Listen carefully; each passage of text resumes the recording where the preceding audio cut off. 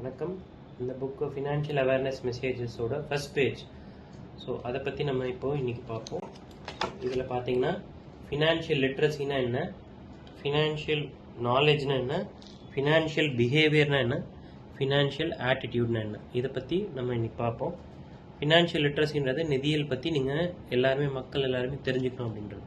Financial knowledge இதில் என்னென்ன concepts இருக்குது, ஃபைனான்ஸ் சம்மந்தப்பட்ட கான்செப்ட்ஸ் என்னென்ன இருக்குது, கான்செப்ட் ஆஃப் சிம்பிள் இன்ட்ரெஸ்ட் என்ன, காம்பவுண்ட் இன்ட்ரெஸ்ட் என்ன, time value of money, inflation, diversification, division, risk return, interest எவ்வளோ பே பண்ணுறோம், லோன் பற்றி என்ன, இதை பற்றிலாம் ஃபினான்ஷியல் நாலேஜ்.